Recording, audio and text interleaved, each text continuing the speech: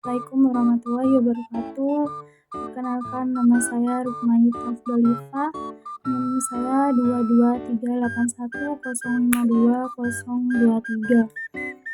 22381052023. Saya kelas PGMI. Di sini saya akan menjelaskan tentang imunisasi. Apa itu imunisasi? Imunisasi atau vaksinasi adalah tindakan pemberian vaksin kepada individu untuk meningkatkan kekebalan tubuh mereka terhadap penyakit-penyakit tertentu. Vaksin mengandung fragmen patogen yang dilemahkan atau mati yang merangsang sistem kekebalan tubuh untuk mengenali dan melawan patogen tersebut. Jika individu tersebut terpapar penyakit di masa depan. Mengapa imunisasi sangat penting? Mencegah resiko tertular dan terserang penyakit infeksi menular yang berbahaya yang dapat mengakibatkan kecacatan permanen dan bahkan kematian. Manfaat imunisasi ada 4. 1. Perlindungan terhadap penyakit infeksi. Imunisasi membantu melindungi individu dari penyakit-penyakit infeksi yang bisa berpotensi fatal atau menyebabkan komplikasi serius. Yang kedua, meningkatkan kualitas hidup. Imunisasi membantu mencegah penyakit yang dapat mengakibatkan cacat jangka panjang atau kerusakan organ, meningkatkan kualitas hidup individu. Yang ketiga, pencegahan penyebaran penyakit. Dengan mencegah individu terinfeksi, imunisasi juga membantu menghentikan penyebaran penyakit ke orang lain dalam masyarakat, mengurangi resiko wabah. Yang keempat, imunisasi membantu menciptakan kekebalan kelompok yang melindungi individu yang tidak dapat atau belum divaksinasi, seperti bayi yang terlalu muda untuk divaksinasi atau individu dengan sistem kekebalan yang lemah. Alasan perlu diimunisasi. 1. Imunisasi cepat, aman, dan sangat efektif. 2. Sekali diberikan imunisasi, kemampuan tubuh melawan penyakit akan lebih baik. 3. Jika tidak diimunisasi, anak berisiko lebih tinggi dan terkena penyakit yang dapat menyebabkan kematiannya. Penyakit yang dapat dicegah dengan imunisasi. Yang pertama, penyakit hepatitis B. Apa itu hepatitis B? Penyakit jangka pendek yang terjadi dalam 6 bulan pertama setelah seseorang terkena virus hepatitis B. Hepatitis B adalah penyakit hati yang disebabkan oleh virus hepatitis B atau VHB yang dapat menyebabkan peradangan pada hati secara akut akibat yang ditimbulkan hepatitis B. Yang pertama, demam, kelelahan, hilang nafsu makan, mual, dan muntah-muntah. Yang kedua, penyakit kuning atau kulit atau mata yang menguning, urin yang gelap, BAB dengan warna kotoran seperti tanah liat. Yang ketiga, nyeri otot, nyeri sendi, dan nyeri perut. Yang keempat, infeksi virus hepatitis B menahun merupakan penyakit jangka panjang yang terjadi saat virus hepatitis B berdiam di tubuh seseorang. Sebagian besar orang yang menderita hepatitis B menahun tidak mengalami gejala tertentu tapi berakibat pada terjadinya. Yang kelima, kerusakan hati atau sirosis. Yang keenam, kanker hati. Dan yang ketujuh, kematian. Tanda dan gejala penyakit hepatitis B. Yang pertama, sakit perut. Yang kedua, penyakit kuning. Ketiga, mual dan muntah. Keempat, pembengkakan perut. Kelima, gatal pada perut. Dan yang terakhir, penurunan berat badan. Bagaimana penularan hepatitis B? Yang pertama, kelahiran. Terinfeksi saat dilahirkan atau setelah kelahiran. Kedua, benda-benda yang dipakai bersama dengan orang yang terinfeksi, misalnya pisau, cukur, atau sikat gigi. Ketiga, kontak dengan darah atau luka terbuka milik orang yang terinfeksi. Keempat, hubungan seksual dengan orang atau pasangan yang terinfeksi.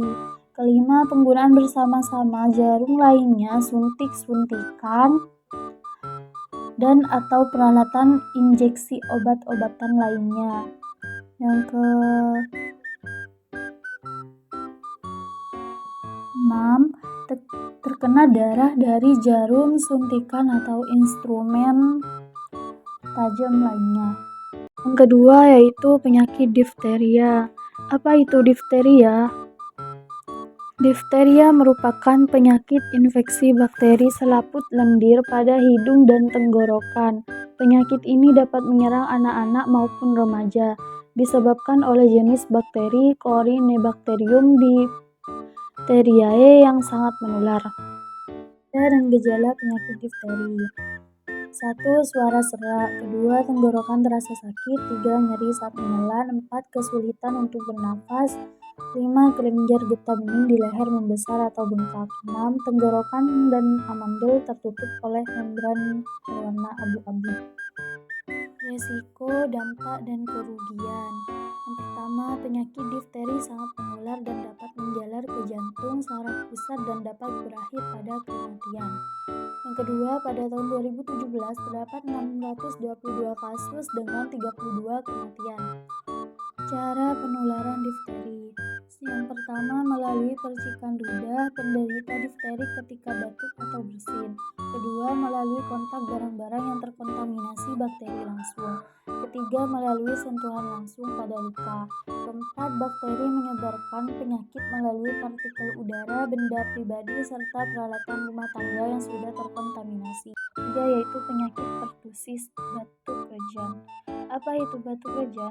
Adalah infeksi bakteri pada paru-paru dan saluran pernafasan yang mudah sekali menular. Seringkali disebut batuk rejan dan juga dikenali dengan istilah batuk 100 hari, karena riwayat batuk yang tak kunjung sembuh bahkan hingga 3 bulan lebih. Tanda dan gejala batuk rejan. Ada 3 tahap. Yang pertama, tahap awal. Batuk berlangsung ringan selama 1-2 minggu, diikuti gejala hidung tersumbat, mata memerah, demam, dan batuk berdahak. Yang kedua, tahap lanjut. Batuk menjadi lebih intens, diiringi dengan gejala yang memburuk seperti sesak, mual, mengih, kelelahan ekstrim, wajah membiru, dan sesak nafas. Yang ketiga, tahap pemulihan. Tingkat keparahan dan frekuensi gejala mulai mereda secara bertahap, namun batuk bisa kambuh jika anak mengalami gangguan pernafasan. Resiko, dampak, dan kerugian. Yang pertama, kesulitan bernafas. Kedua, kurang cairan atau dehidrasi. Ketiga, radang paru-paru atau pneumonia. Keempat, kejang-kejang. Kelima, kerusakan otak karena kurangnya oksigen ke otak. Keenam, gagal ginjal. Ketujuh, sangat berbahaya ketika menulari bayi dengan umur kurang dari 6 bulan dan bisa menyebabkan kematian.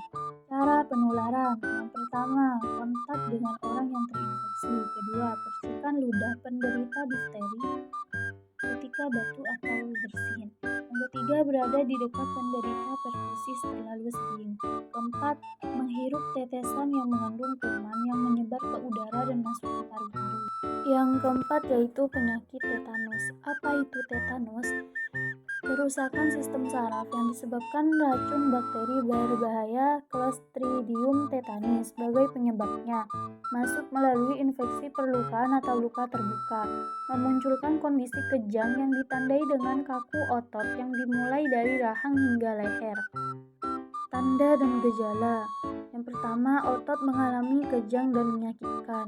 2. Rahang terkunci dan tidak bisa dibuka. 3. Sukar atau sulit menelan. 4. Otot perut terasa keras. Cara penularan. Penularan tetanus melalui luka dalam yang kotor, terbuka, atau terkontaminasi, seperti luka akibat cedera, digigit hewan, tertusuk paku, berkarat, atau luka bakar. Tetanus pada bayi baru lahir atau BBL. Tetanus neonatorum terjadi karena penata laksanaan tali pusat yang tidak higienis atau